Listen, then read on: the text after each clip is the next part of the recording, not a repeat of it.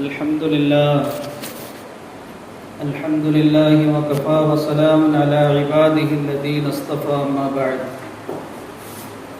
فأعوذ بالله من الشيطان الرجيم بسم الله الرحمن الرحيم أفرأيت من اتخذ إلهه هواه وأضله الله على علم وختم على سمعه وقلبه وجعل على بصره غشاوة فمن يهديه من بعد الله أفلا تذكرون وقالوا ما هي إلا حياتنا الدنيا نموت ونحيا وما يهلكنا إلا الدهر وما لهم بذلك من علم إن هم إلا يظنون صدق الله العظيم. സർവശക്തനായ അല്ലാഹു സുബ്ഹാനഹു വ തആല നാം ഏവരെയും അനുഗ്രഹിക്കുമാറാകട്ടെ. ഇന്ന് നാം പഠിച്ചുകൊണ്ടിരിക്കുന്ന സ്കൂളുകൾ, കോളേജുകൾ, യൂണിവേഴ്സിറ്റികൾ, ഇവിടെ ഒക്കെ ഉയർന്നു വരുന്ന ഇസ്ലാമിനും മുസ്ലിമീങ്ങൾക്കും എതിരിലുള്ള കുറേ ചോദ്യങ്ങളും അതിൻ്റെ ഉത്തരങ്ങളുമാണ്. സർവ്വസാധാരണമായി ഇസ്ലാം വളരെ നിയന്ത്രണങ്ങളുള്ള ഒരു പ്രത്യയശാസ്ത്രമാണ്. പുരുഷനാണെങ്കിലും സ്ത്രീക്കാണെങ്കിലും ഈ ഭൗതിക ലോകത്ത് അനുശാസിക്കേണ്ടുന്ന നിയമങ്ങളും നിർദ്ദേശങ്ങളും വളരെ കൃത്യമായി വിവരിച്ചിരിക്കുകയാണ്. അതുകൊണ്ട് തന്നെ ഇസ്ലാമിനെ വിമർശിക്കുന്ന ആൾക്കാർ, പ്രത്യേകിച്ച് സ്വതന്ത്ര ചിന്താഗതിക്കാര്, യുക്തിവാദികൾ, നിരീശ്വരവാദികളൊക്കെ മുസ്ലിമീങ്ങളോട് ഉന്നയിക്കുന്ന ചോദ്യമാണ്, എന്തുകൊണ്ട് നിങ്ങൾ ഇസ്ലാമിനെ സെലക്ട് ചെയ്തു, തിരഞ്ഞെടുത്തു? 40 ദിവസം നാം വെക്കേഷൻ ക്ലാസ്സിൽ ഒരു മദ്രസയിൽ വന്ന് പഠിക്കുമ്പോൾ തിരിച്ച് സ്കൂളുകളിലേക്ക് പോയാലും കോളേജുകളിലേക്ക് പോയാലും യൂണിവേഴ്സിറ്റികളിലേക്ക് പോയാലും മദ്രസയിൽ തന്നെ കഴിഞ്ഞുകൂടി കൂടുതൽ ദീനിയായ കാര്യങ്ങൾ പഠിക്കുന്നവരാണെങ്കിലും വീടുകളിലേക്ക് ചെല്ലുമ്പോൾ വീട്ടിൽ നിന്നും കുടുംബത്തിൽ നിന്നും ഉന്നയിക്കപ്പെടുന്ന ചോദ്യമാണ്, എന്തുകൊണ്ട് ഇസ്ലാം നിങ്ങൾ സെലക്ട് ചെയ്തു? അതിനുള്ള 5 കാരണങ്ങൾ ഞാൻ വിശദീകരിക്കുകയാണ്. എല്ലാവരും അത് നന്നായി എഴുതിയെടുക്കുകയും നല്ലതുപോലെ പരസ്പരം ചർച്ച ചെയ്യുകയും ഒറ്റയ്ക്ക് നല്ലതുപോലെ അവതരിപ്പിക്കാൻ പഠിക്കുകയും ചെയ്യണം. ഒന്ന്, ഇസ്ലാം ജീവന് ഏറ്റവും കൂടുതൽ പ്രാമുഖ്യം നൽകുന്ന ഒരു പ്രത്യയശാസ്ത്രമാണ്. നമ്മുടെ ജീവൻ ഏറ്റവും കൂടുതൽ പ്രാമുഖ്യം നൽകുന്ന ലോകത്തുള്ള ആദർശം ഏത് എന്ന് ചോദിച്ചാൽ, പ്രത്യയശാസ്ത്രം ഏത് എന്ന് ചോദിച്ചാൽ അതിന് ഒരേ ഒരു മറുപടി ഇസ്ലാം എന്നതാണ്. കാരണം യുക്തിവാദി പ്രസ്ഥാനത്തിന് ആത്മഹത്യ എന്നത് ഒരിക്കലും പാപമല്ല, കുറ്റമല്ല. സ്വതന്ത്ര ചിന്താഗതിക്കാരുടെ വീക്ഷണത്തിലും ആത്മഹത്യ കുറ്റമല്ല. കാരണം അവര് മനുഷ്യന്റെ ശരീരത്തിൽ കുടികൊണ്ടിരിക്കുന്ന ജീവന സ്ഥാനവും വിലയും കൽപ്പിക്കാത്തത് കൊണ്ടാണ്. വിശുദ്ധ ഖുർആനിൽ അല്ലാഹു സുബ്ഹാനഹു വ തആല പറയുന്നുണ്ട്, വലാ തഖ്തുലൂ അൻഫുസകും ഇന്നല്ലാഹ കാന ബികും റഹീമാ. വലാ തഖ്തുലൂ അൻഫുസകും, ഒരിക്കലും നിങ്ങൾ നിങ്ങളുടെ ശരീരങ്ങളെ ആത്മഹത്യ ചെയ്യരുത്. ഇന്നല്ലാഹ കാന ബികും റഹീമാ, നിശ്ചയം അല്ലാഹു നിങ്ങളോട് കരുണയുള്ളവനാണ്. മനുഷ്യന്റെ ജീവിതത്തിന് ഏറ്റവും കൂടുതൽ ആദരവും ബഹുമാനവും നൽകിയ വിശുദ്ധ ഗ്രന്ഥമാണ് ഖുർആൻ. ഖുർആനിൽ അല്ലാഹു സുബ്ഹാനഹു വ തആല പറയുന്നത് തന്നെ വലഖദ് കറംനാ ബനീ ആദമ വഹമൽനാഹു ഫിൽ ബദ്ദി വൽ ബഹർ വറസഖ്നാഹും മിനത്ത്-ത്വയ്യിബാത്ത്. വലഖദ് കറംനാ ബനീ ആദം, മനുഷ്യ സമൂഹത്തിനെ നാം ആദരിച്ചിരിക്കുന്നു. വഹമൽനാഹു ഫിൽ ബദ്ദി വൽ ബഹരി, അതുകൊണ്ട് തന്നെ കടലിലൂടെയും കരയിലൂടെയും അവനെ നാം യാത്ര ചെയ്യിപ്പിക്കുന്നു. അള്ളാഹു ഏറ്റവും കൂടുതൽ ആദരവ് നൽകിയ ഒരു സൃഷ്ടിയാണ് മനുഷ്യൻ. അതുകൊണ്ട് തന്നെ മനുഷ്യന്റെ ജീവൻ ഏറ്റവും കൂടുതൽ ആദരവും ബഹുമാനവും നൽകിയ പ്രത്യയശാസ്ത്രമാണ് വിശുദ്ധ ഇസ്ലാം. മനുഷ്യന് ഒരിക്കലും അവന്റെ ശരീരത്തിനെ ആത്മഹത്യക്ക് വിധേയമാക്കാൻ അനുവാദമില്ല. അള്ളാഹുവിന്റെ പ്രവാചകൻ മുഹമ്മദ് മുസ്തഫ സല്ലല്ലാഹു അലൈഹി വസല്ലം തങ്ങൾ പറയുകയുണ്ടായി, മൻ തറദ്ദാ മിൻ ജബലിൻ ഫഖതല നഫ്സഹു ഫഹുവ ഫീ നാരി ജഹന്നമ യതറദ്ദാ ഫീഹാ ഖാലിദൻ മുഖല്ലദൻ ഫീഹാ അബദാ വമൻ തഹസ്സാ സമ്മൻ ഫഖതല നഫ്സഹു ഫസമ്മുഹു ഫീ യദിഹി യതഹസ്സാഹു ഫീ നാരി ജഹന്നമ ഖാലിദൻ മുഖല്ലദൻ ഫീഹാ അബദാ ومن قتل نفسه بحديدة فحديدته في يده يتوجأ بها في بطنه في نار جهنم خالدا مخلدا فيها أبدا. ഇന്ന് ആത്മഹത്യക്ക് വേണ്ടി മനുഷ്യൻ തിരഞ്ഞെടുക്കുന്ന മാർഗങ്ങളെക്കുറിച്ചും ആ മാർഗത്തിന്റെ പേരിൽ സംഭവിക്കുന്ന ഗുരുതരമായ ഭവിഷ്യത്തിനെ കുറിച്ചുമാണ് ഈ ഹദീസിലൂടെ പ്രവാചകൻ ഓർമ്മപ്പെടുത്തുന്നത്. ആരെങ്കിലും പർവ്വതത്തിന്റെ മുകളിൽ നിന്ന് ചാടി ആത്മഹത്യ ചെയ്യുന്നു എങ്കിൽ അവൻ നരകത്തിൽ ആയിരിക്കും. നരകത്തിൽ അതുപോലെ ഒരു പർവ്വതം നൽകപ്പെടും. ആ പർവ്വതത്തിൽ നിന്ന് അയാൾ നരകത്തിന്റെ അഗ്നികുണ്ഡത്തിലേക്ക് ചാടിക്കൊണ്ടേയിരിക്കും, ഒരിക്കലും അവസാനിക്കാത്ത രൂപത്തിൽ. രണ്ടാമത്, ആത്മഹത്യക്ക് വേണ്ടി മനുഷ്യൻ തിരഞ്ഞെടുക്കുന്ന മാർഗമാണ് വിഷം കഴിക്കുക എന്നത്. സയനൈഡ് കഴിക്കുക, വിഷം കഴിക്കുക. അങ്ങനെ ആരെങ്കിലും വിഷം കഴിച്ചുകൊണ്ട് തന്റെ ശരീരത്തിനെ ആത്മഹത്യക്ക് വിധേയമാക്കുന്നു എങ്കിൽ നാളെ നരകത്തിൽ അനശ്വരമായി അയാൾ അല്ലെങ്കിൽ അവൾ കഴിയേണ്ടി വരും. അയാളുടെ കയ്യിലും അവളുടെ കയ്യിലും അവൻ ഏതൊരു വിഷം ഉപയോഗിച്ചുകൊണ്ട് ശരീരത്തിനെ ആത്മഹത്യക്ക് വിധേയമാക്കിയോ ആ വിഷം നൽകപ്പെടും. അയാൾ ആ വിഷം നരകത്തിന്റെ കത്തിജ്വലിക്കുന്ന അഗ്നിയിൽ വെച്ച് കുടിച്ചുകൊണ്ടേയിരിക്കും, മരിക്കും, വീണ്ടും ജീവിക്കും. ശാശ്വതമായ മരണം നരകത്തിലില്ല.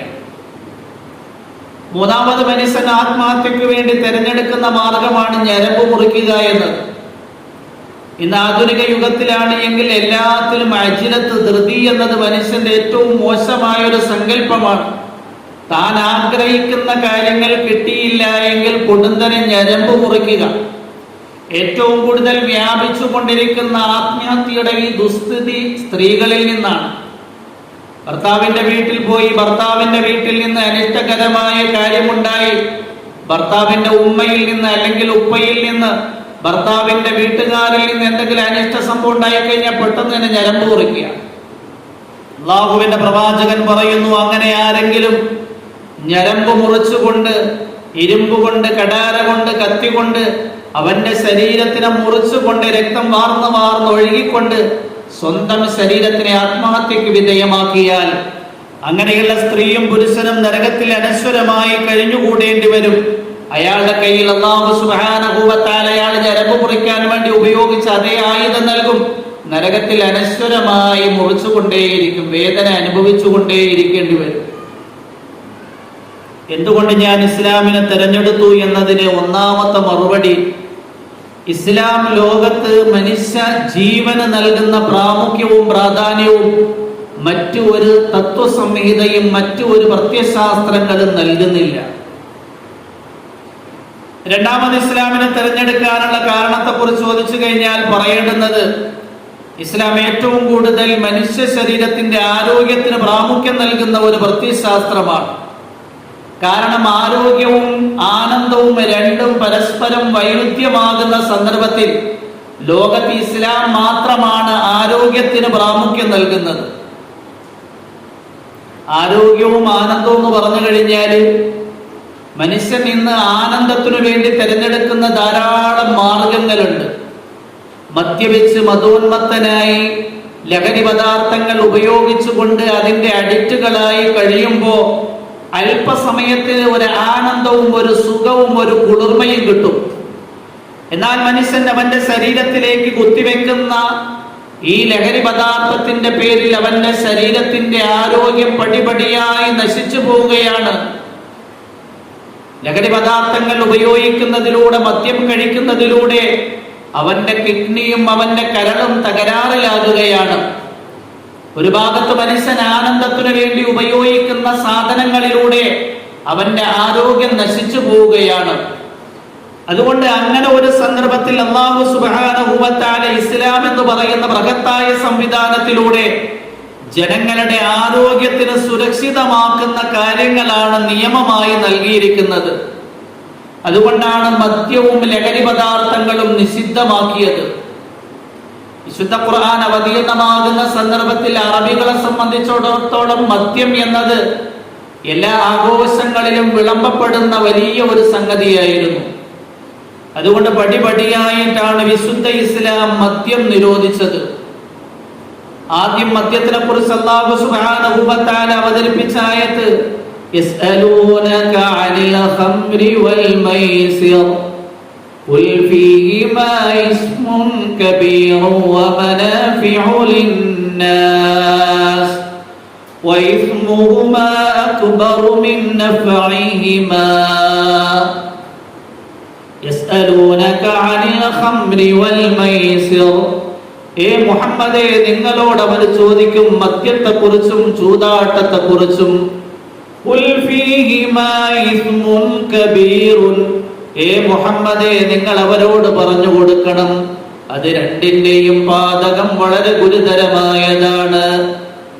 അതിൽ ധാരാളം പ്രയോജനങ്ങളുണ്ട്. എന്താ പ്രയോജനം? ഹൃദയത്തിന് കുളിർമയും സന്തോഷവും ആനന്ദവും ഒക്കെ നൽകും.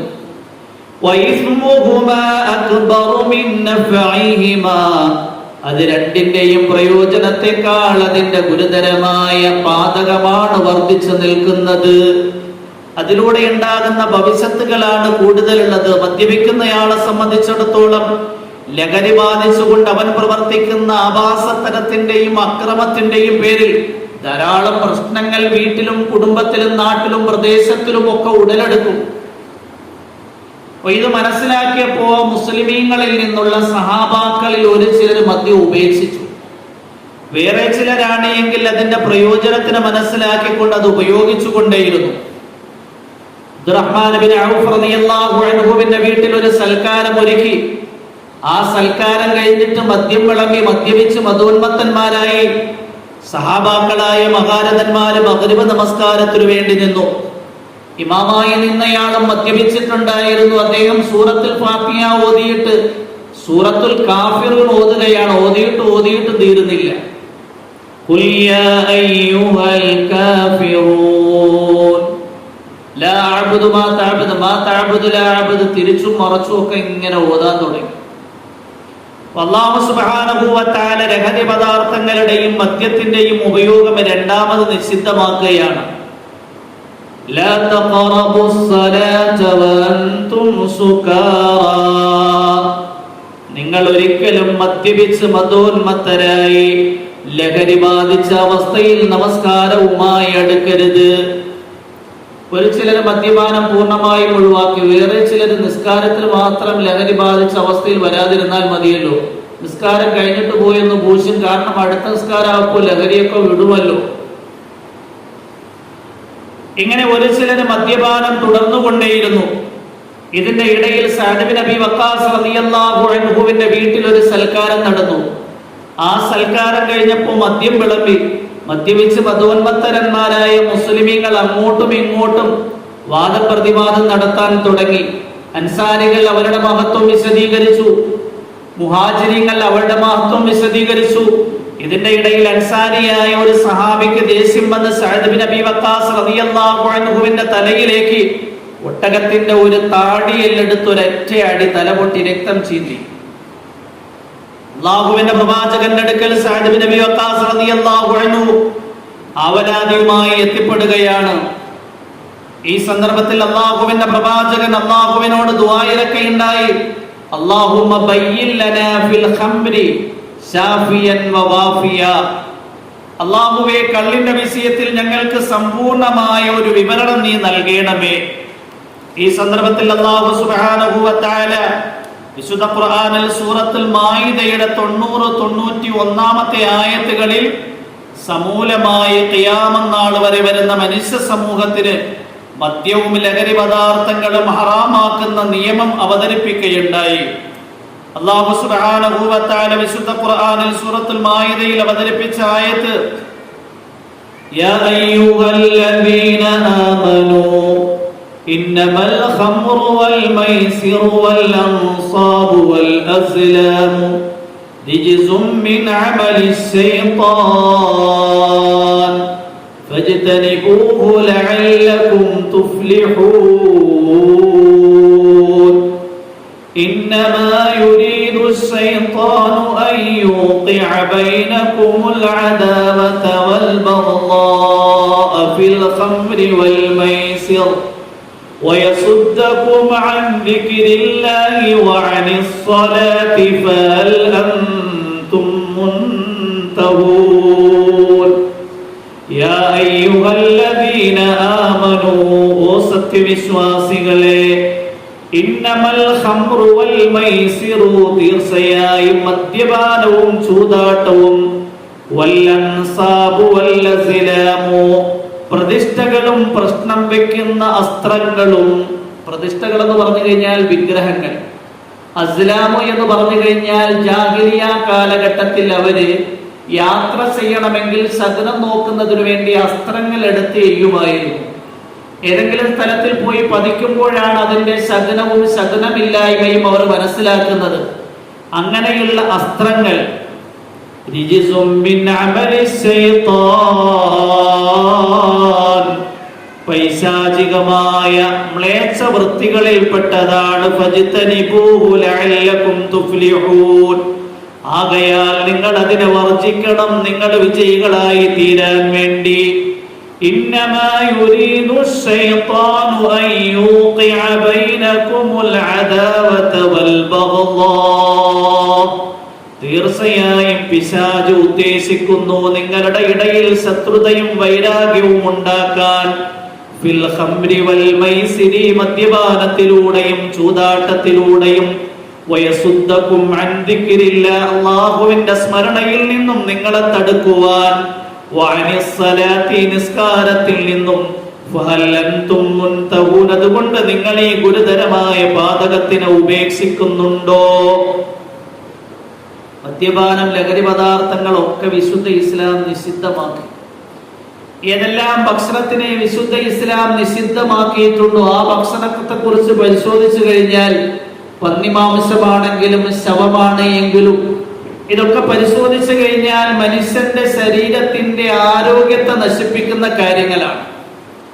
എന്നാൽ സ്വതന്ത്ര ചിന്താഗതിക്കാർ, യുക്തിവാദികൾ അവര് ആനന്ദത്തിന് മാത്രമാണ് പ്രാമുഖ്യം നൽകുന്നത്. ആരോഗ്യത്തെ നശിപ്പിച്ചു കളയുന്ന ഏത് ആനന്ദം നൽകുന്ന കാര്യങ്ങളും അവർക്ക് ഉചിതമാണ്, അനുവദനീയമാണ്. മദ്യപാനം, ലഹരി പദാർത്ഥം ഇതിലൊന്നും യാതൊരു വിലക്കുമില്ല. അതുകൊണ്ട് അല്ലാഹു നമുക്ക് നൽകിയിരിക്കുന്ന ആരോഗ്യം അമൂല്യമാണ്. വിശുദ്ധ ഇസ്ലാം ആനന്ദവും ആരോഗ്യവും മുന്നിൽ വരുമ്പോൾ ആരോഗ്യത്തിന് ഇത്രയും നല്ല പ്രാമുഖ്യം നൽകുന്ന ഒരു പ്രത്യയശാസ്ത്രമാണ്. അതുകൊണ്ട് ഞാൻ ഇസ്ലാമിനെ തിരഞ്ഞെടുത്തു. ഒന്നാമതായി ഇസ്ലാം ജീവന് ഏറ്റവും കൂടുതൽ പ്രാമുഖ്യം നൽകുന്നു. രണ്ട്, ഇസ്ലാം ആരോഗ്യത്തിന് ഏറ്റവും കൂടുതൽ പ്രാമുഖ്യം നൽകുന്ന പ്രത്യയശാസ്ത്രമാണ്. മൂന്ന്, സുരക്ഷിതത്വത്തിന് ഏറ്റവും പ്രാധാന്യവും പ്രാമുഖ്യവും നൽകുന്ന ബൃഹത്തായ ഒരു സംവിധാനമാണ് ഇസ്ലാം. അതായത് സുരക്ഷിതത്വവും സ്വാതന്ത്ര്യവും പരസ്പരം വൈരുദ്ധ്യമായി കഴിഞ്ഞാൽ ഇസ്ലാം പ്രാമുഖ്യം നൽകുന്നത് സുരക്ഷിതത്വത്തിനാണ്. ഉദാഹരണമായി പറഞ്ഞു കഴിഞ്ഞാൽ സ്ത്രീകളാണ് ലോകത്ത് ഏറ്റവും കൂടുതൽ സ്വാതന്ത്ര്യം ആഗ്രഹിക്കുന്നത്. ഫെമിനിസ്റ്റ് ചിന്താഗതി എന്ന ആശയത്തിൽ ലോകത്ത് ഉടലെടുത്തിരിക്കുന്ന വികലമായി സ്ത്രീകളെ വളരെ മ്ലേച്ഛമായ വൃത്തിയിലേക്ക് നയിച്ചുകൊണ്ട് പുരുഷന്മാരുടെ കാമവികാരങ്ങൾ തീർക്കുന്നതിനു വേണ്ടി ഉണ്ടാക്കിയെടുത്ത, ചമഞ്ഞുണ്ടാക്കിയ ഒരു കാര്യമാണ് ഫെമിനിസ്റ്റ് ചിന്താഗതി, സ്ത്രീ സ്വാതന്ത്ര്യം. എന്നാൽ വിശുദ്ധ ഇസ്ലാം എന്തുകൊണ്ടാണ് സ്ത്രീക്ക് ഈ ഫർദ എന്ന് പറയുന്ന സമ്പ്രദായം നൽകിയത്? അത് സുരക്ഷിതത്വത്തിനു വേണ്ടിയാണ്. സ്ത്രീ എവിടെയും ഫർദ ധരിച്ചുകൊണ്ട് യാത്ര ചെയ്തു കഴിഞ്ഞാൽ അവരുടെ ശരീരം സുരക്ഷിതമായിരിക്കും, അവരുടെ അഭിമാനം സുരക്ഷിതമായിരിക്കും, അവരുടെ ശരീരം സുരക്ഷിതമായിരിക്കും. ഇനി സ്വതന്ത്ര ചിന്താഗതികാരൊക്കെ പറയുന്നത് പോലെ സ്ത്രീകൾ ഈ വസ്ത്രധാരണത്തിൽ നിന്ന് വ്യതിചലിച്ചുകൊണ്ട് സ്വതന്ത്രമായി വിഹരിക്കാൻ ആഗ്രഹിച്ചു കഴിഞ്ഞാൽ അവരുടെ ജീവൻ അവതാളത്തിലായി തീരും, അവരുടെ ശരീരം ഛിന്ന ഭിന്നമാക്കപ്പെടും, അവരുടെ അഭിമാനം പിച്ചി ചീന്തപ്പെടും. ദിനം പ്രതി നമ്മൾ കണ്ടുകൊണ്ടേയിരിക്കുകയാണ്. സ്ത്രീയെ അവിടെ പീഡിപ്പിച്ചു, സ്ത്രീയെ ട്രെയിനിൽ പീഡിപ്പിച്ചു, സ്ത്രീയെ ഫ്ലൈറ്റിൽ പീഡിപ്പിച്ചു, സ്ത്രീയെ കോളേജിൽ പീഡിപ്പിച്ചു, സ്ത്രീയെ സ്കൂളിൽ പീഡിപ്പിച്ചു. എന്തുകൊണ്ടാണ്? സ്വതന്ത്രമായി വിഹരിച്ചതിന്റെ പേരിൽ. എന്നാൽ വിശുദ്ധ ഇസ്ലാം സ്ത്രീക്ക് വേണ്ടി സുരക്ഷിതത്വത്തിന്റെ വലയമാകുന്ന വസ്ത്രധാരണം ഒരുക്കിയിട്ടുണ്ട്. ആ വസ്ത്രധാരണം ഒരു സ്ത്രീ അവലംബിച്ചിട്ടുണ്ട് എങ്കിൽ തീർച്ചയായും അവരുടെ ശരീരം സുരക്ഷിതമായിരിക്കും, അവരുടെ അഭിമാനം സുരക്ഷിതമായിരിക്കും, അവരുടെ ജീവിതം സുരക്ഷിതമായിരിക്കും. ഖുർആനിൽ അല്ലാഹു സുബ്ഹാനഹു വ തആല സൂറത്തുൽ അഹ്സാബിലൂടെ പറയുന്നുണ്ട്, യാ അയ്യുഹൻ നബിയ്യു ഖുൽ ലിഅസ്വാജിക വബനാതിക വനിസാഇൽ മുഅ്മിനീൻ യുദ്നീന അലൈഹിന്ന മിൻ ജലബീബിഹിന്ന ذلك أدنى أن يعرفن ولا يؤذين وكان الله غفورا رحيما. يا أيها النبي ഓ പ്രവാചകരെ, ഖുൽ ലിഅസ്വാജിക നിങ്ങൾ നിങ്ങളുടെ ഭാര്യമാരോട് പറഞ്ഞു കൊടുക്കണം, വബനാതിക നിങ്ങളുടെ പെൺമക്കളോടും, വനിസാഇൽ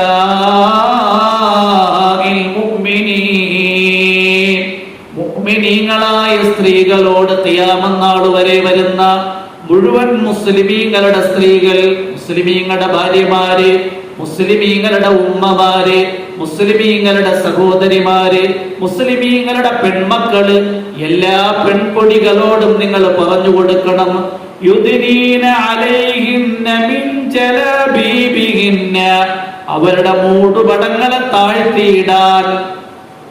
തലമറച്ചുകൊണ്ട് പിൻഭാഗത്തിലേക്കല്ല വസ്ത്രം ഇടുന്ന, മുൻഭാഗത്തിലേക്ക് ഇടണം. നെഞ്ചു മറയണം, മുഖം മറയണം. ഇങ്ങനെ മൂടുപടങ്ങളെ താഴ്ത്തിയിടാൻ വേണ്ടി പറയണം. ശരീരം മുഴുവൻ മറയണം. എന്നിട്ട് അല്ലാഹു സുബ്ഹാനഹു വ തആല പറയുകയാണ്, ശരീരം മുഴുവൻ മറയുന്ന ഈ വസ്ത്രധാരണം ഇന്ന് ഫർദയിലും ഉഡായിപ്പിന്റെ പരിപാടിയാണ്. എൻ്റെ ഒരു സുഹൃത്താണ് എങ്കിൽ ഒരു വിവാഹം നടത്തി. വിവാഹം കഴിഞ്ഞിട്ട് അദ്ദേഹം വർഷങ്ങൾ കഴിഞ്ഞപ്പോൾ കോഴിക്കോട് വെച്ച് ഞാൻ കാണാനിടയായി. ഞാൻ ചോദിച്ചു, ദാമ്പത്തിക ജീവിതം എങ്ങനെയുണ്ട്? ഉസ്താദേ, എല്ലാവർക്കും നൽകേണ്ടുന്ന ഒരു ഉപദേശമുണ്ട്. ഞാൻ ചോദിച്ചു, എന്ത് ഉപദേശവും നൽകേണ്ടുന്നത്? അയാൾ കെട്ടിയിരിക്കുന്നത് അഡ്വക്കേറ്റായ ഒരു പെൺകുട്ടിയെയാണ്. എന്തുപദേശം നൽകും? അത് 10ാം ക്ലാസ് കഴിഞ്ഞ ഒരു പെൺകുട്ടിയെ കല്യാണം കഴിക്കരുതെന്ന് ഉപദേശം നൽകും. ഞാൻ ചോദിച്ചു, എന്താ കുഴപ്പം? സുബ്ഹാനല്ലാഹ്, ഞാൻ എത്രയൊക്കെ ഉപദേശിച്ചിട്ടും അവസാനം അവള് ഫർദ ഇടാൻ തയ്യാറായി. ആ ഫർദയുടെ ഫാഷനുകൾ നെറ്റിലൂടെ അവൾ അന്വേഷിക്കുകയാണ്. ബോഡി ഫിറ്റായ ഫർദ. ഈ ഫർദ ഇട്ട് കഴിഞ്ഞാൽ പെൺകുട്ടികളുടെ ശരീരത്തിന്റെ മുഴുവൻ വടുവുകളും പുറത്തേക്ക് ചാടും. അങ്ങനെ ഒരു ഫർദയല്ല ഇസ്ലാം പറയുന്നത്. ഒരിക്കലും പെൺകുട്ടികളുടെ ശരീരത്തിന്റെ നിറം പുറത്തു വരരുത്, അവരുടെ വടുവും പുറത്ത് ചാടരുത്. അങ്ങനെയുള്ള ഫർദയാണ് ഇസ്ലാം നിയമമാക്കിയത്. അതുകൊണ്ട് ഈ ഫർദയിൽ മോഡൽ ഉണ്ടാക്കി അത് പ്രകടിപ്പിച്ചുകൊണ്ട് നടന്നു കഴിഞ്ഞാൽ അതിലേക്ക് ആകൃഷ്ടരാകുന്ന അന്യപുരുഷന്മാര് തീർച്ചയായും പല കാര്യങ്ങൾ പ്രവർത്തിച്ചേക്കാം. അതുകൊണ്ട് ഇസ്ലാം നിർദ്ദേശിക്കുന്ന ഫർദ സമ്പ്രദായം ഖുർആൻ പറയാ, ذَلِكَ أَدْنَى أَن يُعْرَفْنَ സ്ത്രീകളെ അറിയപ്പെടാനുള്ള ഏറ്റവും ബൃഹത്തായ സംവിധാനമാണ്. ഒരു സ്ത്രീ മുസ്ലിം സ്ത്രീ എന്നറിയപ്പെടുന്നത് അവളുടെ നിസ്കാരം കൊണ്ടല്ല, അവളുടെ ഹജ്ജ് കൊണ്ടല്ല, അവളുടെ സക്കാത്ത് കൊണ്ടല്ല, അവളുടെ ഇസ്ലാമിക വസ്ത്രധാരണത്തിലൂടെയാണ്. അതുകൊണ്ട് വീട്ടിന്റെ പുറത്ത് എവിടെ പോയി കഴിഞ്ഞാലും ഇസ്ലാം നിർദ്ദേശിച്ച വസ്ത്രധാരണം അവലംബിക്കണം. ശേഷം അല്ലാഹു പറയുന്നുണ്ട്, വലാ യുഖ്സൈൻ, ആ സ്ത്രീകളെ ശല്യം ചെയ്യപ്പെടാതിരിക്കാനുമുള്ള ഏറ്റവും ഉയർന്ന ബൃഹത്തായ സംവിധാനമാണ് ഫർദ. അതുകൊണ്ട് സുരക്ഷിതത്വത്തിനു വേണ്ടി അല്ലാഹു സ്ത്രീകൾക്ക് നൽകിയിരിക്കുന്ന വസ്ത്രധാരണമാണ് ഫർദ. അപ്പൊ സ്വാതന്ത്ര്യവും സുരക്ഷിതത്വവും പരസ്പരം വൈരുദ്ധ്യമാകുന്ന സന്ദർഭത്തിൽ അല്ലാഹു നമുക്ക് നൽകിയിരിക്കുന്ന ബൃഹത്തായ പ്രത്യയശാസ്ത്രമാകുന്ന ഇസ്ലാം സുരക്ഷിതത്വത്തിനാണ് പ്രാമുഖ്യം നൽകുന്നത്. അതുകൊണ്ടാണ് സ്ത്രീകൾക്ക് ഫർദ ധാരണം, അവരുടെ ശരീരം പൂർണ്ണമായി മറയ്ക്കുക എന്ന സംവിധാനത്തിന് നിർബന്ധമാക്കിയിരിക്കുന്നത്. എന്തുകൊണ്ട് ഞാൻ ഇസ്ലാമിനെ തിരഞ്ഞെടുത്തു? ഇസ്ലാം സുരക്ഷിതത്വം ഏറ്റവും കൂടുതൽ ഉറപ്പിക്കുന്ന ഒരു പ്രത്യയശാസ്ത്രമാണ്. ഇനി നാലാമതായി, സാമൂഹ്യതയ്ക്ക് ഏറ്റവും കൂടുതൽ പ്രാമുഖ്യം നൽകുന്ന ബൃഹത്തായ സംവിധാനമാണ് ഇസ്ലാം. അതായത് വ്യക്തിയും സമൂഹവും പരസ്പരം വൈരുദ്ധ്യമാകുന്ന സന്ദർഭത്തിൽ സമൂഹത്തിനാണ് പ്രാമുഖ്യം നൽകുന്നത്. കാരണം വ്യക്തി എന്ന് പറഞ്ഞു കഴിഞ്ഞാൽ ഒരാളാണ്, സമൂഹം എന്ന് പറഞ്ഞു കഴിഞ്ഞാൽ ഇന്ത്യയിൽ തന്നെ 140 കോടി മനുഷ്യരുണ്ട്. ഈ 140 കോടി മനുഷ്യരുടെ സുരക്ഷിതത്വമാണ്, ഈ 140 കോടി മനുഷ്യരുടെ സാമൂഹ്യ സംവിധാനങ്ങൾക്കാണ് ഇസ്ലാം പ്രാമുഖ്യം നൽകുന്നത്. വ്യക്തി അതിന് ഹാനികരമാകുന്ന എന്തെങ്കിലും കാര്യങ്ങൾ പ്രവർത്തിച്ചു കഴിഞ്ഞാൽ അവനെതിരിൽ ആക്ഷൻ എടുക്കും. അതുകൊണ്ടാണ് ഇസ്ലാമിൽ ക്രിമിനൽ കുറ്റങ്ങൾക്ക് ശിക്ഷാ നടപടി തീരുമാനിച്ചിരിക്കുന്നത്. സാധാരണയായി യുക്തിവാദികൾ പറയുന്ന ഒരു കാര്യം, ഇസ്ലാം പ്രാകൃതമാണ്, കാരണം മോഷ്ടിച്ചു കഴിഞ്ഞാൽ അയാളെ കൈമുറിക്കും, ഒരാളെ കൊന്നു കഴിഞ്ഞാൽ അയാളെ പ്രതിക്രിയ ചെയ്യും എന്ന് പറയാറുണ്ട്. യഥാർത്ഥത്തിൽ അങ്ങനെ പറയുന്നവർ വ്യക്തികൾക്കാണ് സ്ഥാനം നൽകുന്നത്.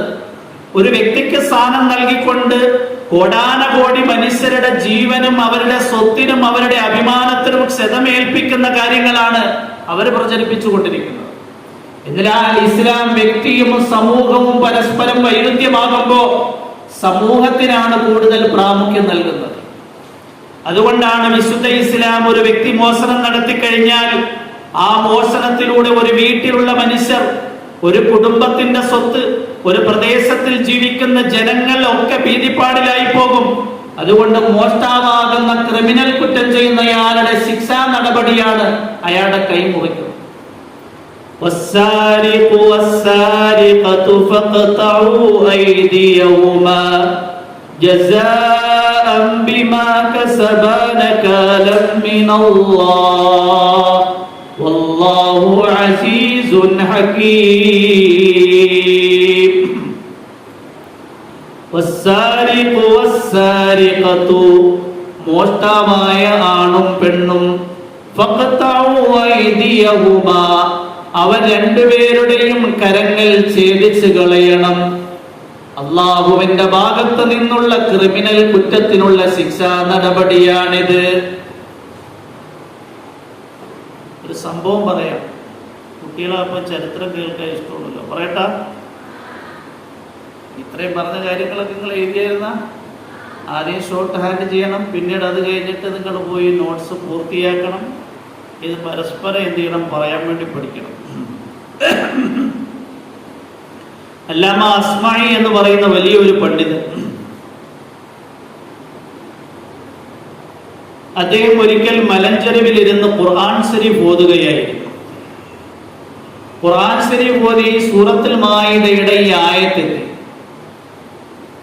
ഈ ആയത്ത് അദ്ദേഹം ഓതിയപ്പോൾ ഒരു തെറ്റുപറ്റി. വസ്സാരിഖു വസ്സാരിഖതു ഫഖ്തഉ അയ്ദിയഹുമാ ജസാഅൻ ബിമാ കസബാ നകാലൻ മിനല്ലാഹ് വല്ലാഹു ഗഫൂറുർ റഹീം. ആ മലഞ്ചെരുവുകളിൽ ആടുകളെ മേയിച്ചുകൊണ്ടിരുന്ന ഒരു ആട്ടുടയൻ അസ്മായെ വിളിച്ചിട്ട് ചോദിച്ചു, അല്ല ഹബീബേ, നിങ്ങൾ എന്താ ഓതുന്നത്? അസ്മായിക്ക് ദേഷ്യം വന്ന് ഏകാഗ്രതയോടെ ഖുർആൻ ഓതിക്കൊണ്ടിരുന്നപ്പോഴാണ് മൂപ്പരുടെ ഒരു ചോദ്യം. അസ്മഇ റഹിമഹുല്ലാഹ് പറഞ്ഞു, ആദാ കലാമു റബ്ബി, എന്റെ രക്ഷിതാവിന്റെ കലാമാണ്. മലഞ്ചെരുവിൽ ആടുകളെ മേയിച്ചുകൊണ്ടിരുന്ന ആട്ടിടയൻ പറഞ്ഞു, ലൈസ ഹാദൽ കലാമു കലാമ റബ്ബി, ഇതൊരിക്കലും നിങ്ങളുടെ രക്ഷിതാവിന്റെ വചനമല്ല. അസ്മഇ പറഞ്ഞു, ഇത് ഖുർആനിൽ സൂറത്തുൽ മാഇദയുടെ ആയത്താണ് ഞാൻ ഓതിയത്. മലഞ്ചെരുവിൽ ആടുകളെ മേച്ചുകൊണ്ടിരുന്ന ആട്ടിടയൻ പറഞ്ഞു, ലൈസ ഹാദൽ കലാമു കലാമ റബ്ബിക്, ഇതൊരിക്കലും നിങ്ങളുടെ രക്ഷിതാവിന്റെ വചനമല്ല. അസ്മായി ചിന്തിക്കാൻ തുടങ്ങി, ഓതി തെറ്റിപ്പോയി. അല്ലാഹു അസീസുൻ ഹകീം എന്നതിന്റെ സ്ഥാനത്ത് അല്ലാഹു ഗഫൂറുർ റഹീം എന്ന ഓതി. അസ്മായി തിരിച്ചു ഓതി, വസ്സാരിഖു വസ്സാരിഖതു ഫഖതഉ അയ്ദിയഹുമാ ജസാഅൻ ബിമാ കസബാ നകാലൻ മിനല്ലാഹ് വല്ലാഹു അസീസുൻ ഹകീം. അസ്മായി ഓതി കഴിഞ്ഞിട്ട് മലഞ്ചെരുവിൽ ആടുകളെ മേച്ചുകൊണ്ടിരുന്ന ആട്ടിടയനോട് ചോദിച്ചു, നിങ്ങൾ ഹാഫിളാണോ? അദ്ദേഹം പറഞ്ഞു, ഞാൻ ഹാഫിളല്ല. നിങ്ങൾ ആലിമാണോ? അദ്ദേഹം പറഞ്ഞു, ഞാൻ ആലിമല്ല. പിന്നെ എങ്ങനെയാണ് ഞാൻ ഈ ഓതിയ തെറ്റ് നിങ്ങൾ മനസ്സിലാക്കിയത്?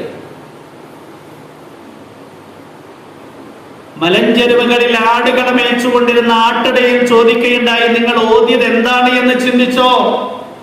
ഒരു മോഷ്ടാവ് ക്രിമിനൽ കുറ്റമാണ് ചെയ്തിരിക്കുന്നത്, ആ കുറ്റത്തിനുള്ള ശിക്ഷാ നടപടിയെ കുറിച്ചാണ് നിങ്ങൾ ഓതിയത്.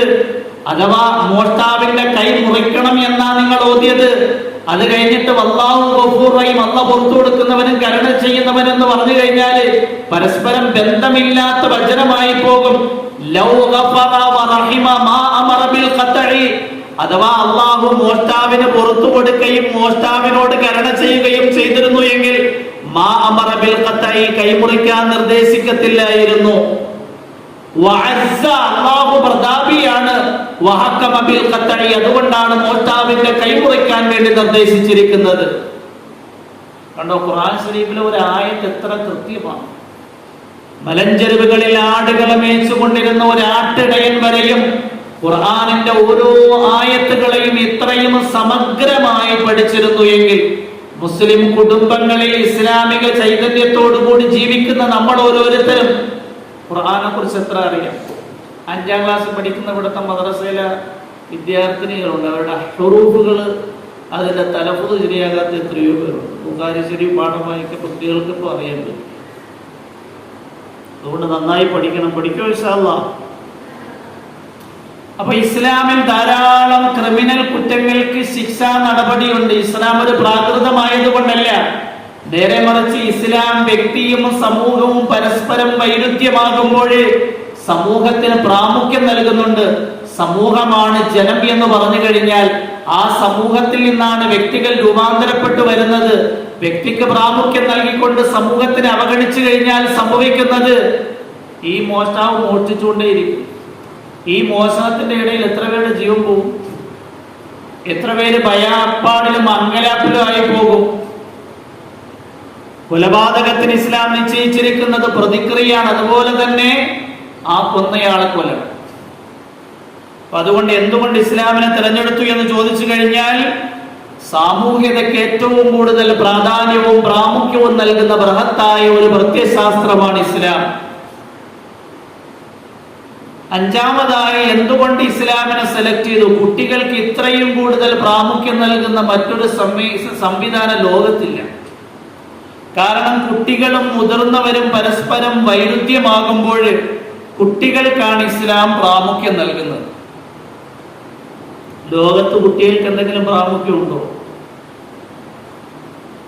കുട്ടികൾക്ക് പ്രാമുഖ്യം നൽകിയത് കൊണ്ടാണ് ഇസ്ലാം വിവാഹ ബന്ധത്തിലൂടെ ഒരു ഇണസങ്കല്പം രൂപാന്തരപ്പെട്ട് അതിലൂടെ ഉണ്ടാകുന്ന കുട്ടികൾ ഉപ്പാന്റെയും ഉമ്മാന്റെയും ലാളനയിലും സ്നേഹത്തിലും വളർന്നു വരും.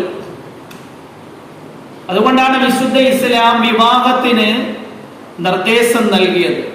എന്തുകൊണ്ടാണ്? കുട്ടികൾക്ക് ഗുഡ് പാരന്റിങ് എന്ന് പറയില്ലേ, നല്ല രക്ഷകർത്തൃത്വം മാതാപിതാക്കളിൽ നിന്ന് കിട്ടുള്ളൂ. യൂറോപ്പിൽ യുക്തിവാദികൾ വിരാജിക്കുന്ന രാജ്യങ്ങളിൽ അവിടെ ഒക്കെ ഉള്ള ഒരു പ്രശ്നം എന്ന് പറഞ്ഞു കഴിഞ്ഞാല് ലിവിങ് ടുഗദർ എന്ന് പറയും അല്ലേ, വിവാഹമില്ലാത്ത ഒരു ബന്ധം. ഒരു പ്രായമാകുമ്പോൾ പുരുഷൻ ഒരു കാമുകിയെ കണ്ടെത്തും, സ്ത്രീ ഒരു കാമുകനെ കണ്ടെത്തും. അവരുമായി വിവാഹ ബന്ധങ്ങളൊന്നുമില്ല, അവരിങ്ങനെ സ്വതന്ത്രമായി ജീവിക്കുകയാണ്. അതിൽ നിന്ന് കുട്ടികൾ ഉണ്ടാകും. ഇയാൾ എന്ത് ചെയ്യും? വേറൊരു പെണ്ണെ സ്നേഹിക്കും. പിന്നീട് എന്ത് ചെയ്യും? ഈ ഭാര്യ വഴിയാധാരമായി, ഈ കുട്ടിയും വഴിയാധാരമായി. ഈ സ്ത്രീ വേറൊരു കാമുകനെ സ്നേഹിക്കും. അയാളുടെ കൂട്ടത്തിൽ പോകും. കുട്ടികളെ സംരക്ഷിക്കാൻ വേണ്ടി മറ്റ് സംവിധാനങ്ങൾ ഒരുക്കേണ്ടി വരും. ഈ സംവിധാനങ്ങളിൽ വരുന്ന കുട്ടികളാണ് പിന്നീട് ക്രിമിനൽ മെന്റാലിറ്റിയിലായി പല അക്രമങ്ങളും ആഭാസത്തരങ്ങളും പ്രവർത്തിക്കുന്നത്. യൂറോപ്യൻ രാജ്യങ്ങളിൽ ഏറ്റവും കൂടുതൽ കൊലപാതകം വർദ്ധിക്കാനുള്ള കാരണം ഇങ്ങനെയുള്ള ഒരു രക്ഷകർതൃത്വം മാതാപിതാക്കളിൽ നിന്ന് ശരിയായി കുട്ടികൾക്ക് കിട്ടിയിട്ടില്ല. അതുകൊണ്ട് തന്നെ ലാളനയെന്ത്, സ്നേഹമെന്ത്, സാഹോദര്യമെന്ത്, പരസ്പര ബന്ധമെന്ത് എന്ന് ഹൃദയത്തിൽ അവർ അനുഭവിക്കുകയും ആസ്വദിക്കുകയും ചെയ്യാത്തതിന്റെ പേരിൽ ഭാഗ്യമായി അവര് വളരെ മയമായി പെരുമാറുമെങ്കിലും ഹൃദയത്തിലാണ് എങ്കിൽ ക്രിമിനൽ മെന്റാലിറ്റി, ഉള്ളിലാണ് എങ്കിൽ അക്രമവാസനയാണ് കൂടുതലുള്ളത്. അതുകൊണ്ട് ആരെയും ഷൂട്ട് ചെയ്യാൻ അവർ തയ്യാറാണ്. ഒരു തോക്കെടുത്ത് അതിന്റെ ഉണ്ട തീരുന്നത് വരെ വെടിവെച്ച് എത്ര പേരെ കൊന്നു കഴിഞ്ഞാലും അവരുടെ ഹൃദയത്തിൽ കാരുണ്യത്തിന്റെ നാമ്പുകൾ പോലും മുളയ്ക്കില്ല. അക്രമവാസന. കാരണം കുട്ടികൾക്ക് പ്രാമുഖ്യം നൽകുന്ന, യുക്തിവാദത്തിൽ കുട്ടികൾക്ക് പ്രാമുഖ്യം നൽകുന്ന സംവിധാനമില്ല. അതുകൊണ്ടാണ് ലിവിങ് ടുഗദർ, വിവാഹേതര ബന്ധം, അതിലൂടെ ഒരു കാമുകനെ കണ്ടെത്തി, ഒരു കാമുകിയെ കണ്ടെത്തി, അങ്ങനെ ജീവിച്ച കുട്ടികളുണ്ടായി. ഇങ്ങനെ ലക്ഷ്യബോധമില്ലാത്ത മൃഗതുല്യമായ ഒരു ജീവിതം. അതുകൊണ്ട് എന്തുകൊണ്ട് ഇസ്ലാമിനെ തെരഞ്ഞെടുത്തു എന്ന് ചോദിച്ചു കഴിഞ്ഞാൽ 5 കാരണങ്ങൾ നമുക്ക് ബുദ്ധിപരമായി തന്നെ വളരെ വ്യവസ്ഥാപിതമായി തന്നെ സമർത്ഥമായി പറയാൻ പറ്റും. ഒന്ന്, ഇസ്ലാം ജീവന് ഏറ്റവും കൂടുതൽ പ്രാമുഖ്യം നൽകുന്നു. എത്രത്തോളം ആത്മഹത്യ എന്ന് പറഞ്ഞു കഴിഞ്ഞാൽ ഗുരുതരമായ പാപമായി ഇസ്ലാം പ്രഖ്യാപിച്ചു. ഇബാദത്തിന്റെ വേളയിൽ വരെയും ജീവന് ഹാനി സംഭവിക്കുമെന്നുണ്ട് എങ്കിൽ ഒരു നോമ്പുകാരൻ അയാളുടെ വിശപ്പിന്റെയും ദാഹത്തിന്റെയും കാഠിന്യത്തിന്റെ പേരിൽ അയാളുടെ ജീവൻ നഷ്ടപ്പെട്ടു പോകുന്നുണ്ടെങ്കിൽ നോമ്പ് മുറിക്കാൻ അനുവാദമുണ്ട്. ജീവൻ ഇത്രയും പ്രാമുഖ്യം നൽകുന്ന ഒരു പ്രത്യയശാസ്ത്രം.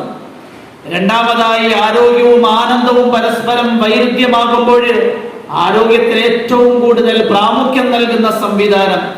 സുരക്ഷിതത്വവും സ്വാതന്ത്ര്യവും പരസ്പരം വൈരുദ്ധ്യമാകുമ്പോൾ ഏറ്റവും സുരക്ഷിതത്വത്തിന് പ്രാമുഖ്യം നൽകുന്ന പ്രത്യയശാസ്ത്രം. സാമൂഹ്യതയും വ്യക്തിയും പരസ്പരം വൈരുദ്ധ്യമാകുമ്പോൾ സാമൂഹ്യതയ്ക്ക് ഏറ്റവും കൂടുതൽ പ്രാമുഖ്യം നൽകുന്ന പ്രത്യയശാസ്ത്രം. കുട്ടികളും മുതിർന്നവരും പരസ്പരം വൈരുദ്ധ്യമാകുമ്പോൾ കുട്ടികൾക്ക് ഏറ്റവും കൂടുതൽ പ്രാമുഖ്യം നൽകുന്ന പ്രത്യയശാസ്ത്രം. അതാണ് ഇസ്ലാം. ഇസ്ലാമിനെ എന്തുകൊണ്ടാണ് തിരഞ്ഞെടുത്തത്? ഒന്ന്, ജീവൻ ഏറ്റവും കൂടുതൽ പ്രാമുഖ്യം നൽകുന്നു. 2, ആരോഗ്യത്തിന് ഏറ്റവും കൂടുതൽ പ്രാമുഖ്യം നൽകുന്നു. 3, സുരക്ഷിതത്വത്തിന് ഏറ്റവും കൂടുതൽ പ്രാമുഖ്യം നൽകുന്നു. 4, സാമൂഹ്യതയ്ക്ക് ഏറ്റവും കൂടുതൽ പ്രാമുഖ്യം നൽകുന്നു. 5, പറയും, കുട്ടികൾക്ക് ഏറ്റവും കൂടുതൽ പ്രാമുഖ്യം നൽകുന്നു. സമയത്തരായിപ്പോഴും ഇനി അടുത്തത് യുക്തിവാദികള് അവരുന്നയിക്കുന്ന ചില ചോദ്യങ്ങളാണ്. ഞാൻ എന്തുകൊണ്ടാണ് ഇത് പറയുന്നതെന്ന് പറഞ്ഞു കഴിഞ്ഞാൽ, ഇന്ന് ലോകത്ത് ഭൗതികതയുടെ അതിപ്രസരത്തിൽ ഏറ്റവും കൂടുതൽ വ്യാപിച്ചു കൊണ്ടിരിക്കുന്ന ഒരു ചിന്താധാരയാണ് യക്തിസ്ത് ചിന്താഗതി. യൂറോപ്യൻ രാജ്യങ്ങളിൽ ക്രിസ്തു മതം എന്ന് പറയുന്നുവെങ്കിലും ഈ വിനീത യൂറോപ്യൻ രാജ്യങ്ങളിൽ ന്യൂസിലാൻഡിൽ പോയതാണ്. അവിടെയൊന്നും മതം എന്ന് പറയുന്ന ഒരു കാര്യമില്ല. യുക്തിവാദവും സ്വതന്ത്ര ചിന്താഗതിയും മതനീരാസവും നിരീശ്വരവാദവും വളരെ കൂടുതൽ വ്യാപിച്ചുകൊണ്ടേയിരിക്കുകയാണ്. ഇത് യൂറോപ്യൻ രാജ്യങ്ങളിൽ നിന്ന് പൗരസ്ത്യൻ രാജ്യങ്ങളിലേക്ക് കുടിയേറി മുസ്ലിം കുടുംബങ്ങളിലെ മുസ്ലിം പെൺകുട്ടികളെയും മുസ്ലിം വിദ്യാർത്ഥികളെയും കാർന്ന് തിന്നുകൊണ്ടേയിരിക്കുകയാണ്.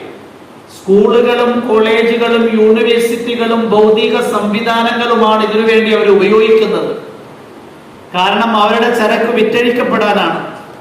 അതുകൊണ്ട് നമ്മൾ ഓരോരുത്തരും ഇസ്ലാമിനെ കുറിച്ച് നന്നായി മനസ്സിലാക്കണം. യുക്തിവാദികൾ പറയുന്ന ഒരു കാര്യം എന്ന് പറഞ്ഞു കഴിഞ്ഞാൽ, ഇസ്ലാം എന്ന് പറഞ്ഞു കഴിഞ്ഞാൽ പഴഞ്ചനാണ്, ഞങ്ങളുടെ വാദം പുതിയതാണ്. അതായത് അവർ പറയുന്ന ഒരു കാര്യം എന്ന് പറഞ്ഞു കഴിഞ്ഞാൽ, ഞങ്ങളുടെ വാദം ആധുനികതയാണ്, നാഗരികതയാണ്, സംസ്കാരമാണ്. ഇസ്ലാം എന്ന് പറഞ്ഞു കഴിഞ്ഞാൽ പഴഞ്ചനാണ്. ഈ പറയുന്നത് ശരിയാണ് അവർ പറയുന്നത്? അല്ല, അവരുടെ വാദവും പഴഞ്ചനാണ്. കാരണം അല്ലാഹ് ഇല്ല എന്നതാണ് അവരുടെ ഒരു വാദം. ഈ വാദം പുതിയതാണോ പഴയതാണോ? പണ്ടേ അത് വാദമുണ്ട്. കാരണം ഖുർആൻ ശരീഫ് അവതീർണമായിട്ട് 1400 സംവത്സരങ്ങളായി. ആ ഖുർആനിൽ പറയുന്ന നോക്ക്, സൂറത്തുൽ ജാസിയയിലെ 23, 24 ആയത്തുകൾ. അഫറഅയ്ത മനിത്തഖദ ഇലാഹു ഹവാഹു വഅളല്ലഹു അല്ലാഹു അലാ ഇൽമിൻ വഖതമ അലാ സമഇഹി വഖൽബിഹി وجعل على بصره غشاوة ومن يهديه من بعد الله أفلا تذكرون وقالوا ما هي إلا حياتنا الدنيا نموت ونحيا وما يهلكنا إلا الدهر وما لهم بذلك من علم إن هم إلا يظنون. ഇന്ന് ലോകത്ത് ഇച്ഛകളെ ആരാധിക്കുന്ന വലിയ ഒരു സമൂഹമാണുള്ളത്. ഈ ഇച്ഛകളെ ആരാധിക്കുന്ന ആൾക്കാരുടെ ഏറ്റവും വലിയ പ്രശ്നം ദൈവനിഷേധമാണ്. മുസ്ലിമീങ്ങളിൽ നിന്നും ഇച്ഛകളുടെ അഡിക്റ്റുകളായി പോയവരുണ്ട്. ക്രിസ്ത്യാനികളിൽ നിന്നും ഇച്ഛകളുടെ അഡിക്റ്റുകളായി പോയവരുണ്ട്. യഹൂദികളിൽ നിന്നും ഇച്ഛകളുടെ അഡിക്റ്റുകളായി പോയവരുണ്ട്. മുശ്രിക്കീങ്ങളിൽ നിന്നും ഇച്ഛകളുടെ അഡിക്റ്റുകളായി പോയവരുണ്ട്. അവര് ഭാഗ്യമായി മതത്തിനെ പറയുന്നു എങ്കിലും അടിസ്ഥാനപരമായി യുക്തിവാദത്തിലേക്കാണ് അവർ പോകുന്നത്. ഖുർആനിൽ അല്ലാഹു പറയുന്നു, അഫറഅയ്ത, നിങ്ങൾ കണ്ടില്ലയോ, മനിത്തഖദ ഇലാഹു ഹവാഹു, തങ്ങളുടെ ഇച്ഛകളെ ആരാധ്യരാക്കിയവരെ, ഇച്ഛകളെ താലോലിക്കുന്ന ആൾക്കാര്, പൂവിട്ട് താലോലിക്കുന്ന ആൾക്കാർ. വഅളല്ലഹുല്ലാഹു അലാ ഇൽമിൻ, വിവരമുള്ളതിന്റെ കൂട്ടത്തിൽ അല്ലാഹു അവരെ വഴികെടുത്തിക്കളയും. അല്ലേ? ഇച്ഛകൾക്ക്, വികാരങ്ങൾക്ക് അഡിക്റ്റുകളായി കഴിഞ്ഞാൽ ദീനിയായ വിവരമുണ്ട് എങ്കിലും, ഭൗതികമായ വിവരമുണ്ട് എങ്കിലും ആ അറിവിന്റെ കൂട്ടത്തിൽ തന്നെ അള്ളാഹു വഴികെടുത്തുകൾ. ഇച്ഛ എന്ന് പറഞ്ഞു കഴിഞ്ഞാൽ എല്ലാ മനുഷ്യന്റെയും ഉള്ളിലുള്ള ഒരു യാഥാർത്ഥ്യമാണ്. ഈ ഇച്ഛകൾ താലോലിക്കപ്പെടാനുള്ളതല്ല, നേരെ മറിച്ച് ഈ ഇച്ഛകൾ അമർച്ച ചെയ്യപ്പെടണം. അതിനെ ആത്മനിയന്ത്രണത്തിന് വിധേയമാക്കണം. സ്വതന്ത്രമായി അതിനെ തിരിച്ചുവിടരുത്. അങ്ങനെ ആയിക്കഴിഞ്ഞാൽ അള്ളാഹു അവരെ വഴികെടുത്തിക്കളയും. പിന്നെ ഉള്ള പ്രശ്നം എന്താണ്?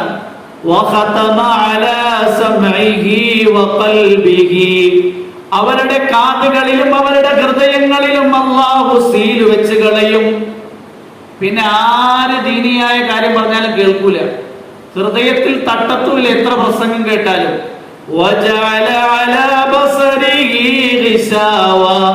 അവരുടെ കണ്ണുകളുടെ മേൽ അല്ലാഹു മൂടിയിട്ട് കളയും. കാരണം ഇച്ഛകളെ ആരാധിച്ച് നടന്ന ധാരാളം മുൻഗാമികൾ കഴിഞ്ഞു പോയിട്ടുണ്ട്. ഈ ഭൗതിക ലോകത്ത് അവർ നിന്ദ്യതയുടെ പടുകുഴിയിലേക്ക് അകപ്പെട്ടു പോയിട്ടുണ്ട്. ഇതൊന്നും കാണത്തില്ല.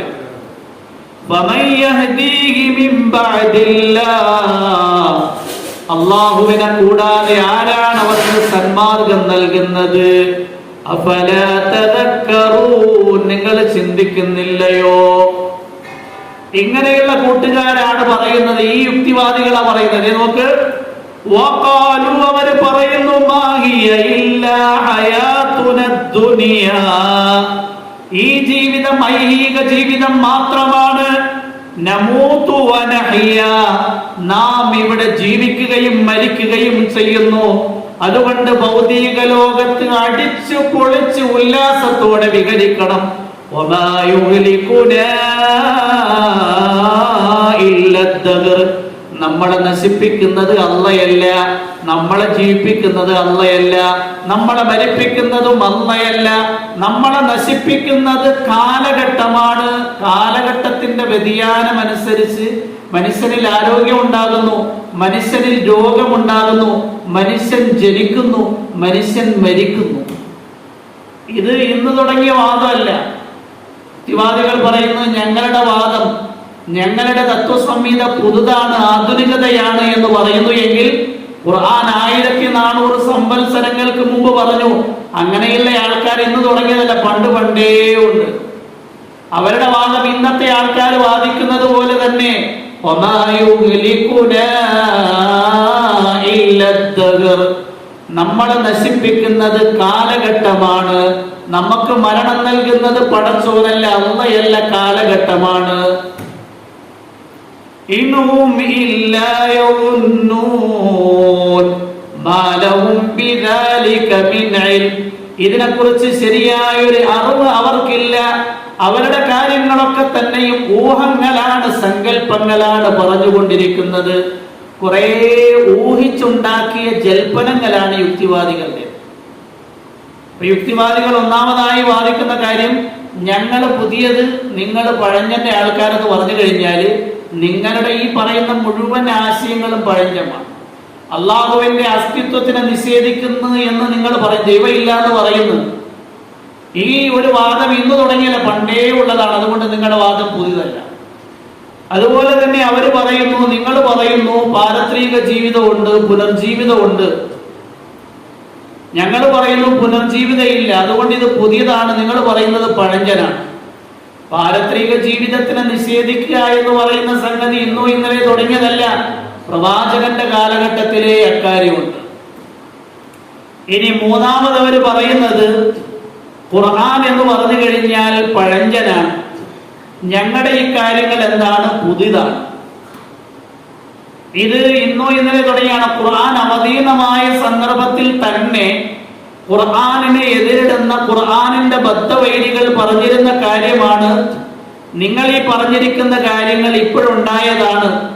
അതായത് 14 നൂറ്റാണ്ട് മുമ്പേ ഖുർആനെ നിഷേധിക്കുന്ന ആൾക്കാരുണ്ട്. യുക്തിവാദികൾ മാത്രമല്ല നിഷേധിച്ചിരിക്കുന്നത്, ഖുർആനെ നിഷേധിച്ചിരിക്കുന്ന ആൾക്കാർ അന്നേ ഉണ്ട്. അത് പുതിയ കാര്യമല്ല.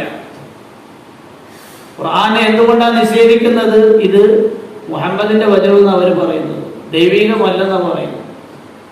എന്നാൽ ഖുർആൻ ശരിയായ രൂപത്തിൽ പഠിച്ചു കഴിഞ്ഞാൽ, ഖുർആനിന്റെ ആശയങ്ങളും ഖുർആനിൽ അടക്കം ചെയ്തിരിക്കുന്ന തത്വങ്ങളും പഠിച്ചു കഴിഞ്ഞാൽ അറിയാതെ ഖുർആൻ അംഗീകരിക്കുന്ന അവസ്ഥയിലേക്ക് പോകും. ഇന്ത്യയിൽ ജീവിച്ചിരുന്ന വലിയ ഒരു ഭൗതിക പണ്ഡിതനുണ്ടായിരുന്നു, അബ്ദുൽ ബാജിദ് ദറിയാബാദി. ഇംഗ്ലീഷ് ഭാഷയിൽ വലിയ പരിജ്ഞാനമുണ്ടായിരുന്ന അബ്ദുൽ ബാജിദ് ദറിയാബാദി ഇംഗ്ലീഷ് ഭാഷയിൽ ധാരാളം ഗ്രന്ഥങ്ങൾ തന്നെ രചിച്ചിട്ടുണ്ട്.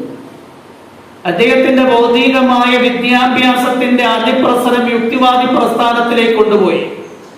അള്ളാഹു ഇല്ല എന്നും വിശുദ്ധ ഖുർആൻ ദൈവികമല്ല എന്നും വാദിക്കാൻ തുടങ്ങി. അന്ന് ഇന്ത്യയിൽ ജീവിച്ചിരുന്ന മറ്റൊരു മുസ്ലിം പണ്ഡിതനുണ്ടായിരുന്നു, അക്ബർ ഇലാഹാബാദി.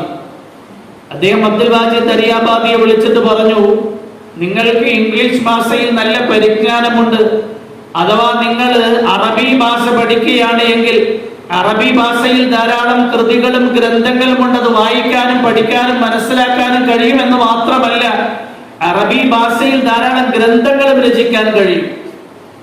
അബ്ദുൽ ബാജിദ് ദറിയാബാദി ചോദിച്ചു, അറബി ഭാഷ പഠിക്കാൻ ഏറ്റവും നല്ല ഗ്രന്ഥം ഏതാണ്? അക്ബർ ഇലാഹാബാദി എന്ന മുസ്ലിം പണ്ഡിതൻ പറഞ്ഞു, ഖുർആനാണ്. അങ്ങനെ അറബി പഠിക്കാൻ വേണ്ടി മാത്രം അബ്ദുൽ ബാജിദ് ദറിയാബാദി ഖുർആൻ പഠന വിധേയമാക്കി. ആദ്യം മുതൽ അവസാനം വരെയും ഭാഷ പഠിക്കാൻ വേണ്ടി ഖുർആനിന്റെ അർത്ഥങ്ങളും ആശയങ്ങളും പഠിച്ചു. അബ്ദുൽ ബാജിദ് ദറിയാബാദിയുടെ ഹൃദയത്തിൽ നിന്ന് യുക്തിവാദം ഉന്മൂലനം ചെയ്യപ്പെട്ടു. അള്ളാഹുവിന്റെ ഏകത്വം സ്ഥാപിക്കപ്പെട്ടു. ഖുർആൻ ദൈവികമാണ് എന്ന് അംഗീകരിക്കാൻ തുടങ്ങി എന്ന് മാത്രമല്ല, ഖുർആനിന്റെ അർത്ഥങ്ങളും ആശയങ്ങളും വിശദമായി എഴുതിക്കൊണ്ട് ഒരു തഫ്സീർ തന്നെ എഴുതി. തഫ്സീറെ മാജിദി എന്ന പേരിൽ ഇംഗ്ലീഷ് ഭാഷയിലും ഉറുദു ഭാഷയിലും പ്രചാരം നേടപ്പെട്ട തഫ്സീർ യുക്തിവാദി പ്രസ്ഥാനത്തിൽ നിന്ന് ഇസ്ലാമിലേക്ക് വന്ന് ഖുർആൻ പഠിച്ച് എഴുതിയ അബ്ദുൽ ബാജിദ് ദറിയാബാദിയുടെ തഫ്സീറാണ്. തഫ്സീറിൽ എന്തെങ്കിലും തെറ്റുകളും പിഴവുകളും ഉണ്ടെങ്കിൽ ഉലമാക്കൾ അതിനെ ചോദ്യം ചെയ്യും. എന്നാൽ അബ്ദുൽ ബാജിദ് ദറിയാബാദി എത്ര കൃത്യമായിട്ടാണ് ഇംഗ്ലീഷ് ഭാഷയിലും ഉറുദു ഭാഷയിലും തഫ്സീർ എഴുതിയിരിക്കുന്നത്. അദ്ദേഹത്തിന്റെ തഫ്സീറിനെ കുറിച്ച് ആരും അഭിപ്രായ വ്യത്യാസം രേഖപ്പെടുത്തിയിട്ടില്ല എന്ന് മാത്രമല്ല, ശേഷം തഫ്സീർ എഴുതിയ പണ്ഡിതന്മാരൊക്കെ അവരുടെ തഫ്സീറുകൾക്ക് ഒരു അവലംബം കൂടിയാക്കി തഫ്സീറെ മാജിദി. അതുകൊണ്ട് ഖുർആനിന്റെ നിഷേധികൾ ഇന്നോ ഇന്നലെയോ ഉണ്ടായതല്ല, പണ്ടേ ഉണ്ട്. ഖുർആൻ ശരിക്കും പഠിച്ചു കഴിഞ്ഞാൽ ഇസ്ലാമിലേക്ക് കടന്നു. അതുപോലെ തന്നെ യുക്തിവാദികൾ പറയുന്ന മറ്റൊരു കാര്യമാണ് മോഡേണിസ്റ്റ് ചിന്താഗതിയും മോഡേണിസ്റ്റ് വസ്ത്രധാരണവും. പ്രത്യേകിച്ച് സ്ത്രീകളുടെ മുന്നിൽ അത് സമർപ്പിക്കുന്നത്. ഫെമിനിസ്റ്റുകൾ വളരെ കൂടുതൽ വ്യാപിച്ചുകൊണ്ടിരിക്കുന്ന ഒരു കാര്യവും വ്യാപിച്ചുകൊണ്ടിരിക്കുന്നു. സ്ത്രീകളെ എങ്ങനെ അർത്ഥനഗ്നയായി പൂർണ്ണ നഗ്നയായി പുറത്തേക്ക് ഇറക്കാൻ പറ്റും എന്നിട്ട് പറയുന്നത് മോഡൽ അല്ലേ. നമ്മൾ സാധാരണ പത്രത്തിൽ വായിക്കാറുണ്ട് മോഡൽ എന്നൊരു പെണ്ണെ കുറിച്ച് പറഞ്ഞു കഴിഞ്ഞാൽ അവരുടെ സൗന്ദര്യം നല്ല നിലയിൽ പ്രദർശിപ്പിച്ചിട്ടുണ്ടാവും. വസ്ത്രം ഇട്ടാലും ശരി, ബനിയനിട്ടാലും ശരി, അതുപോലെ തന്നെ ജീൻസ് ഇട്ടാലും ശരി, എന്തൊക്കെ ഇട്ട് കഴിഞ്ഞാലും സൗന്ദര്യം പ്രദർശിപ്പിക്കപ്പെട്ടിട്ടുണ്ട്. അതിനാ മോഡലി എന്ന് പറയും. എന്നാൽ ഇത് മോഡലാണോ? ഇന്ന് തുടങ്ങിയതാണോ? ആധുനിക യുഗത്തിൽ തുടങ്ങിയതാണോ? 1400 സംവത്സരങ്ങൾക്ക് മുമ്പ് അവതീർണമായ ഖുർആനിൽ അല്ലാഹു പറയാണ്, വഖർന ഫീ ബുയൂതികുന്ന വലാ തബറജ്ന തബറുജൽ ജാഹിലിയ്യത്തിൽ ഊലാ. നിങ്ങൾ ഒരിക്കലും സൗന്ദര്യ പ്രദർശനത്തോടെ പുറത്തിറങ്ങി സഞ്ചരിക്കരുത്. തബറജ്ന തബറുജൽ ജാഹിലിയ്യത്തിൽ ഊലാ. പണ്ട് കാലഘട്ടത്തിൽ വിവരമില്ലാതിരുന്ന കാലഘട്ടത്തിൽ നടമാടിയിരുന്ന ഒരു ദുരാചാരമാണ് സ്ത്രീകളുടെ സൗന്ദര്യ പ്രദർശനം. അതുകൊണ്ട് ഒരിക്കലും സൗന്ദര്യ പ്രദർശനത്തിനു വേണ്ടി സ്ത്രീകൾ ഇന്ന് ലോകത്തൊരുക്കിയിരിക്കുന്ന വസ്ത്രധാരണവും ഒരിക്കലും പുതുതല്ല, ഒരിക്കലും മോഡലല്ല, ഒരിക്കലും ആധുനികമല്ല, പഴഞ്ചൻ ചീഞ്ഞു നാറിയ സംസ്കാരമാണ്. ഇങ്ങനെയുള്ള ധാരാളം നാറിയ ഇരുളടഞ്ഞ കാര്യങ്ങളെ കുറിച്ചാണ് ആധുനികത, സംസ്കാരം, നാഗരികത എന്നൊക്കെ പറഞ്ഞുകൊണ്ട് സ്കൂളുകളിലൂടെ, കോളേജുകളിലൂടെ, യൂണിവേഴ്സിറ്റികളിലൂടെ വിദ്യാർത്ഥികളുടെയും വിദ്യാർത്ഥിനികളുടെയും ഹൃദയത്തിൽ കാർന്നു തിന്നുന്ന രൂപത്തിൽ ബാത്തിൽ പ്രവർത്തിച്ചു കൊണ്ടിരിക്കും. അതുകൊണ്ട് ഇസ്ലാമിനെ നമ്മൾ നന്നായി പഠിക്കണം. ഞാൻ എത്ര കാര്യങ്ങൾ പറയും.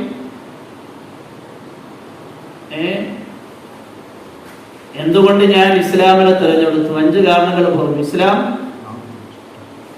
ജീവൻ ഏറ്റവും കൂടുതൽ പ്രാമുഖ്യം നൽകുന്നു. 2, ജീവൻ ആരോഗ്യത്തിന് ഏറ്റവും കൂടുതൽ പ്രാമുഖ്യം നൽകുന്നു. 3, ഇസ്ലാം സുരക്ഷിതത്വത്തിന് ഏറ്റവും കൂടുതൽ പ്രാമുഖ്യം നൽകുന്നു. 4, ഇസ്ലാം സാമൂഹ്യതയ്ക്ക് ഏറ്റവും കൂടുതൽ പ്രാമുഖ്യം നൽകുന്നു. 5, ഇസ്ലാം കുട്ടികൾക്ക് ഏറ്റവും പ്രാമുഖ്യം നൽകുന്നു. ഇനി യുക്തിവാദികൾ നമ്മളോട് ചോദിക്കുന്ന കാര്യമാണ്. 1, ദൈവനിഷേധം. ദൈവനിഷേധം എന്നുള്ളത് പുതുതാണ് എന്നും ദൈവവിശ്വാസം പഴഞ്ചനാണ് എന്ന് പറയുമ്പോൾ നമ്മൾ തിരിച്ചെന്താ പറയേണ്ടുന്നത്? ദൈവനിഷേധം പുതുതല്ല, പഴഞ്ചനാ, പണ്ടേ ഉള്ളതാണ്.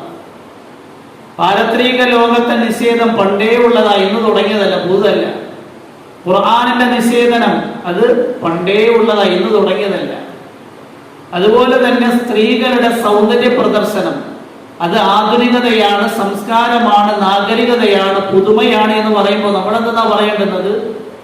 അത് മോഡലല്ല, അത് പഴഞ്ചൻ സംസ്കാരമാണെന്ന് പറയും. ഇൻഷാ അല്ലാഹ്.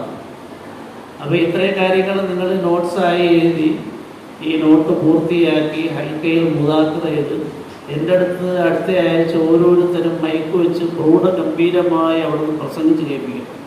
ഇല്ലെങ്കിൽ ഏതെങ്കിലും ഒരു മണിക്കൂർ ഞാൻ ഈ വെക്കേഷൻ കുട്ടികളെ മാത്രം വിളിച്ച് ഓരോരുത്തരും ഇത് എഴുന്നേറ്റ് നിന്ന് നല്ലതുപോലെ അവതരിപ്പിക്കണം. അല്ലാഹു നമുക്ക് അമൽ ചെയ്യാനുള്ള ഭാഗ്യം നൽകി അനുഗ്രഹിക്കുമാറാകട്ടെ. വാഖിറു ദുആഇ അൽഹംദുലില്ലാഹി റബ്ബിൽ ആലമീൻ. അസ്സലാമു അലൈക്കും വറഹ്മത്തുള്ളാഹി വബറകാതുഹു.